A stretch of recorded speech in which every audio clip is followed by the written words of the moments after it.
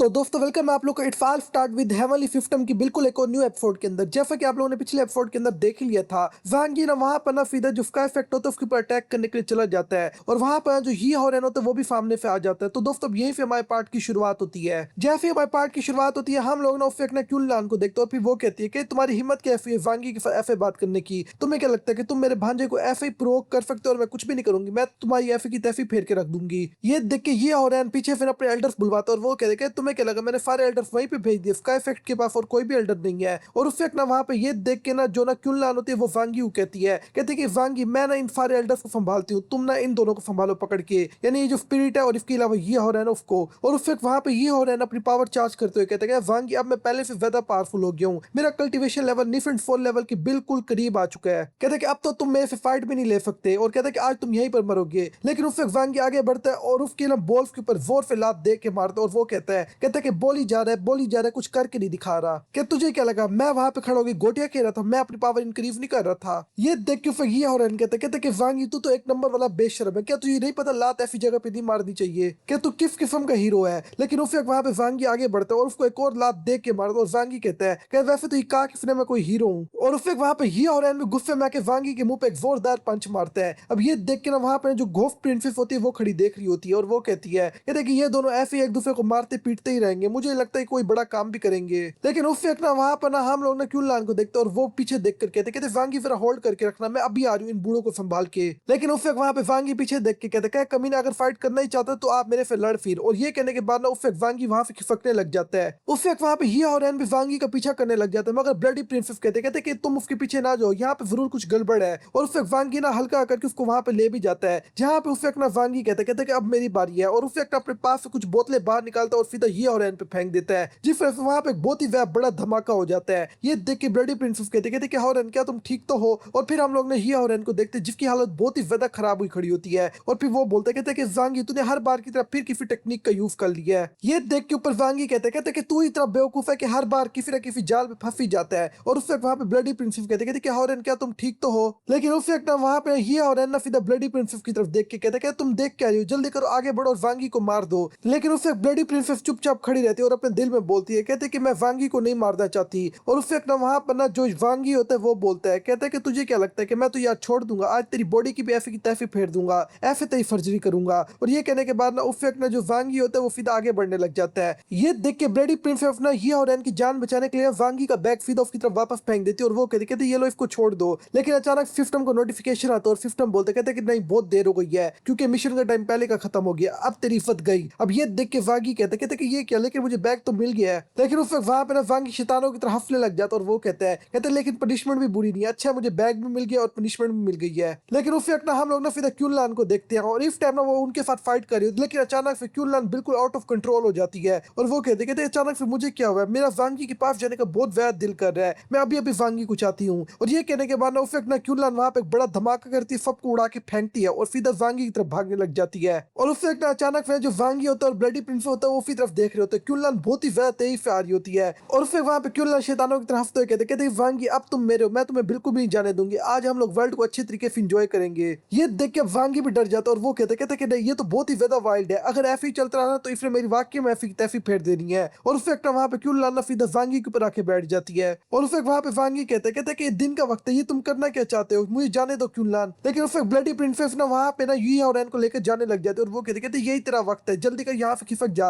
वरना वांगी तो छोड़ेगा नहीं। लेकिन पीछे ये और कहते वांगी तेरे से तो बदला मैं जरूर लूंगा। और उस वक्त वहां पे क्यूनलान ना अपना जो वेपन होता है वो बाहर निकालते हुए कहते कि वांगी अब तुम यहाँ से नहीं जा सकते, तुम्हारी इज्जत तो आज गई। और उस वक्त वहां पे वांगी कहते कि प्लीज मुझे माफ कर दो, कहते कि प्लीज मुझे यहाँ से जाने दो। और वांगी अपने दिल में बोलते कहते कि आखिरकार सिस्टम ने ऐसा किया क्या जो ये इतनी ज्यादा बुखला गई है। और उस वक्त वहां पे क्यूनलान अपनी जुबान बाहर निकालते हुए कहते मुझे दूसरों से कोई भी फर्क नहीं पड़ता, अब मेरे पास तुम हो। और उस वक्त वहां पे ना वांगी के पेट पे ना जोर से टांग दबाने लग जाती है और उस वक्त वहां पे नीचे वांगी कहते ये तो एक लंबा वाइट ठरकी बन गई है। ये देख के अब क्यूनलान कहते लगता है कि तुम पेन से डरते हो तो हम कोई और चीज ट्राई करेंगे अभी। और उस वक्त वहां पे ना जो क्यूनलान होते हैं वो सीधा वांगी के ऊपर लेटने लग जाते हैं और वो कहती है कि हिलना ना, और सीधा आगे बढ़ के ना वांगी को किस कर लेती है। ये देख के उस वक्त वहां पे वांगी कहते ये तो एकदम बिल्कुल शरीफ बन गई है। लेकिन उस वक्त क्यूनलान ना बिल्कुल वांगी को ना गर्दन पे बाइट कर लेती है। ये देख के वांगी कहते कि ये तो आज मुझे छोड़ेगी नहीं, ये तो कुत्तों से ही बदतर हालत कर देगी मेरी। और उस वक्त क्यूनलान ना शैतानों की तरह हंसने लग जाती है वांगी खून निकालने के बाद। और उस वक्त वहां पे ये देख के वांगी कहते कहते कि नहीं, ये बिल्कुल अपने होश में नहीं है, मुझे यहाँ पे खिसकना होगा।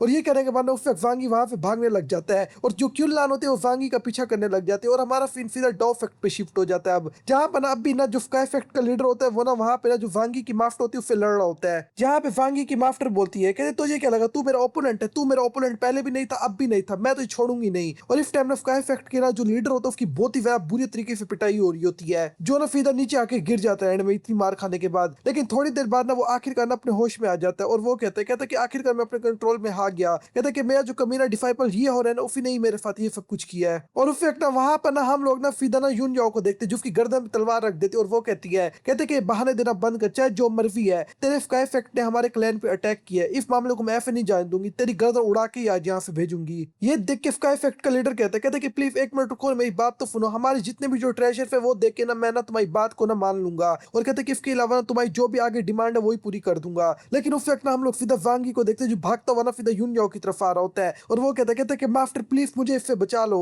और उस वक्त ना वहां पर ना जो वांगी होता है वो सीधा स्काई फैक्ट के लीडर के ऊपर ही उतरता है और उस वक्त वहां पे वांगी कहता है कि मास्टर जो क्यूनलान है वो बिल्कुल बौखला गई है, इससे मुझे बचाओ वरना आज ये यहीं पे मेरा गेम ओवर कर देगी। और उस वक्त वहां पे क्यूनलान भी आती है और वो कहती है कि मैं तो तुम्हें दुनिया के आखिरी कोने तक चेस करने वाली थी, तुम तो यहीं पे ही रुक गए। और उस वक्त वहां पे ये देख के यूनियो कहते कि पहले तो मैं तुमसे निपटती हूँ, कहते कि ओल्ड विच तुमने मुझे बहुत ही ज्यादा तंग करके रखा हुआ है, हमेशा मेरे डिसाइपल के ऊपर नजर रखती हो। लेकिन उस वक्त क्यूनलान बहुत ही ज्यादा आराम से डोज कर लेती है और उस वक्त क्यूनलान कहते कि बुढ़िया क्या तू वांगी को मेरे से दूर लेकर जाना चाहती है, ये तो मैं कभी होने नहीं दूंगी। और उस वक्त वहां पर ना जो ना क्यूनलान के सामने जो यूनजाओ खड़ी होती है वो बोलती है, कहते कि क्यूनलान तुम हमेशा मेरे डिसाइपल के ऊपर ना बिल्कुल गंदी नजर रखते हो और कहते कि इसके अलावा तुम हमेशा उसकी इज्जत लूटने के चक्कर में फिरती रहती हो। ये देख के उस वक्त वांगी कहते कि मास्टर आपको ये अल्फाज बोलने की जरूरत नहीं थी। लेकिन उस वक्त वहां पे वांगी कहते इसको छोड़ो, यहाँ पर मुझे लगता है एक बड़ी बैटल स्टार्ट होने वाली है अब, जहाँ पर ना क्यूनलान और यूनजाओ एक दूसरे के बिल्कुल सामने होते हैं अपनी पावर चार्ज करके। लेकिन उस वक्त वांगी जब पीछे से देखता है वहां पे जो पीछे तीन लड़कियां होती है वो तो बिल्कुल उनको चेयर कर रही होती है, बल्कि उनको और ज्यादा फाइट करने पे उकसा रही होती है। ये देख के वहां पे वांगी कहते कि अफल फितरा टाइप लोग तो मेरे अपने दोस्त है। जहाँ पर जो क्यूनलान होती है वो तो सीधा यूनजाओ पे अटैक करते हुए कहती है, कहते कि बुढ़िया तू ही तो आज मैं छोड़ूंगी नहीं, तो कुछ ज्यादा ही जवानों वाली हरकतें करने की कोशिश करती है। लेकिन वहां पर यूनजाओ पीछे ही रहते और वो कहते कि ओल्ड विच तुझे ही मैं नहीं छोड़ूंगी। और दोनों एक दूसरे के साथ बहुत ही बुरी फाइट कर रहे होते हैं, जहाँ पर उस वक्त ना वहां पे ना यूनजाओ ना नीचे बैठ जाती है और फिर वो कहती कि बुढ़िया तू अपने डिसाइपल को अकेले अपने पास नहीं रख सकती, तू आधा मेरे साथ शेयर क्यों नहीं कर लेती, कहते कि मैं भी उसके साथ थोड़े बहुत मजे करना चाहती हूँ। ये सुन के वहां पे वांगी कहते कि तुम कितनी दफा कहा है खुले में ही लफ्ज ना बोला करो।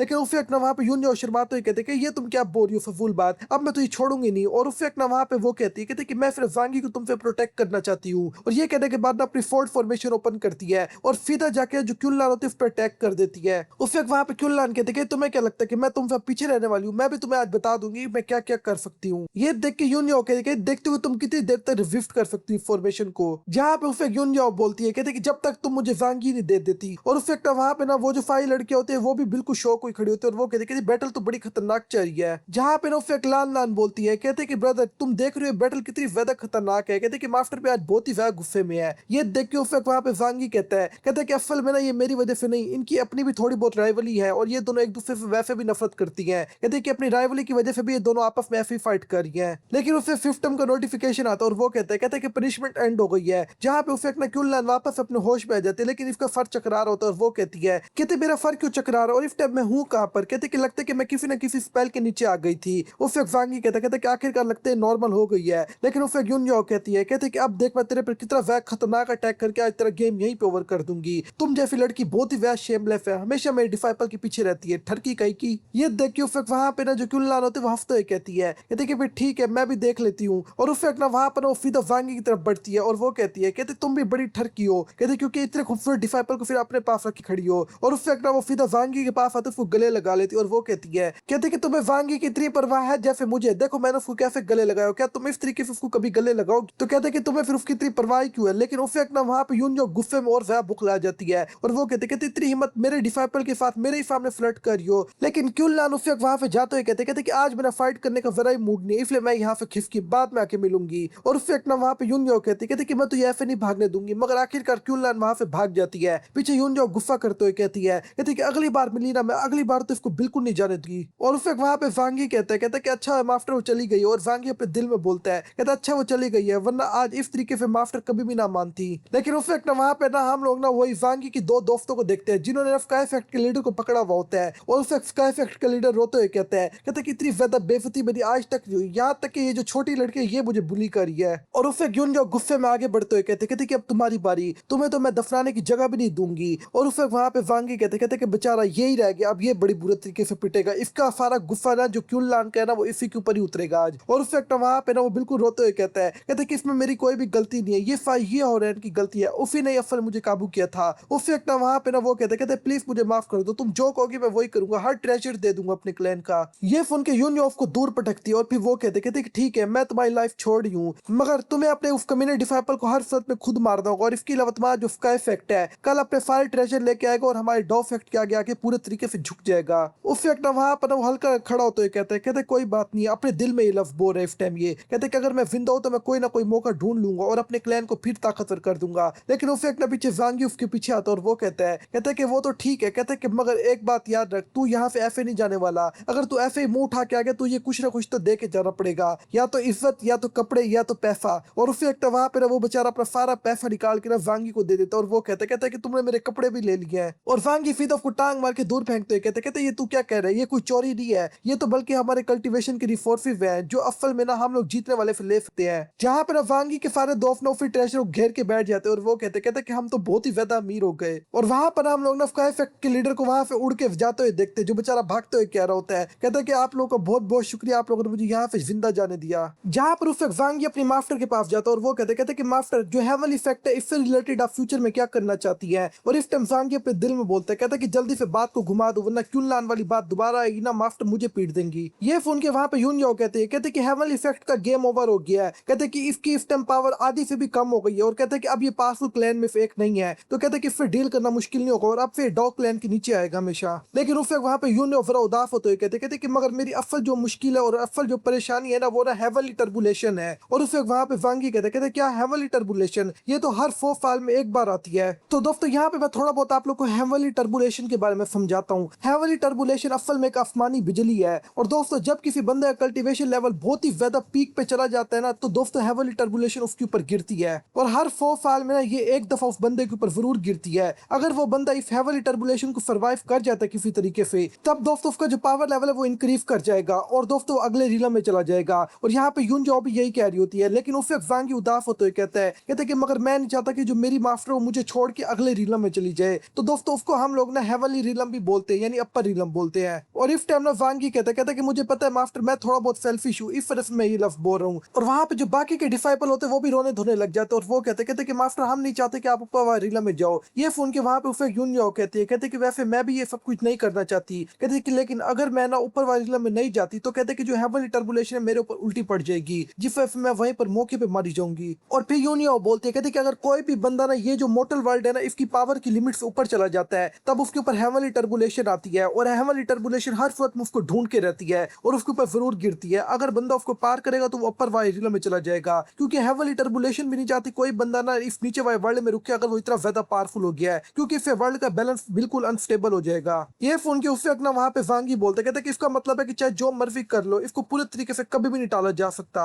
और उससे ना वहां पे यूनियो बोलती है कहती कि अपर रीलम के ऊपर जाने की यही एक रास्ता है और इसके अलावा ये हर कल्टीवेटर की फेट और तकदीर है। कहते जिस वजह उसको हर सूरत में गुजरना पड़ेगा और अपर रीलम में जाना पड़ेगा जिसको लेजेंडरी इमोर्टल रीलम भी बोला जाता है। कहते कि अगर कोई फेल हो गया तब उसकी जो स्पिरिट है वो बिखर जाएगी और नथिंगनेस के अंदर बिल्कुल ट्रांसफॉर्म हो जाएगी और उसका कोई वजूद भी नहीं रहेगा। और कहते कि ऐसे कई लोग हैं जो पहले ही इस हालत से गुजर चुके और मारे जा चुके हैं। और फिर यूनियो आसमान की तरफ देख के कहते कि चाहे जो मर्जी हो जाए इस चीज को बिल्कुल भी नहीं टाला जा सकता। ये सुन के वहां पे वांगी कहते कि मैं देख सकता हूँ। और उस वक्त वहां पे वांगी अपने दिल के अंदर बोल रहा होता है कहते कि मगर फिर भी मैं चाहता हूँ मास्टर इसी वर्ल्ड के अंदर रुके। कहता है क्योंकि मेरे पास ना इस टाइम मास्टर के अलावा कोई भी नहीं। जब मैं पहली बार इस वर्ल्ड के अंदर आया तब मैं मास्टर से मिला था और पहली बार मैंने इनको देखा था। लेकिन उस वक्त पीछे से एक लड़की भागती हुई आती है और वो कहते कि जो पिजन है वो एक ना खत लेके आया, सीनियर ब्रदर ये आपके लिए है। और उस वक्त ना वहां पे जो वांगी हो तो उस खत को पढ़ने लग जाता है जहां पे पीछे सारे लोग भी उस खत को चुपचाप पढ़ रहे होते हैं। और उस वक्त वांगी कहते कि ये तो उसी फॉक्स का खत है। कहते कि वो मुझे इन्वाइट कर रही है और वो चाहती है कि मैं ना उसके डीमन रिलम के अंदर रहूं। और उस वक्त वहां पे सारी लड़कियां ना बिल्कुल कहती है कहते कि वांगी ब्रदर आपको वहां पे नहीं जाना चाहिए, वो फॉक्स आपके ऊपर बिल्कुल लाइन मारना चाहती है और आपको फिड्यूस करना चाहती है। जहां पे वांगी अपने दिल में बोलते कहते कि मुझे पता है मास्टर मुझे वहां पे बिल्कुल भी नहीं जाने देगी। लेकिन उस वक्त वहां पे ना पीछे यूनियो कहते कि नहीं तुम्हें चले जाना चाहिए वहां पे, इससे हमें डीमन रिलम की और भी ज्यादा न्यूज मिल जाएगी। जिसको सुन के ना वांगी बहुत ही ज्यादा शौक हो जाता है। और उस वक्त ना वहां पे यूनियो वांगी के पास जाते हैं कहते कि इस तरह से तुम्हें ना इस इन्विटेशन को एक्सेप्ट कर लेना चाहिए। ये फोन के सांगी उसके आगे हाथ जोड़ते हुए कहते कहते कि मास्टर आप फिक्र ना करो, मैं जिस काम के लिए जा रहा हूँ वही करने ही जाऊंगा वहां पे।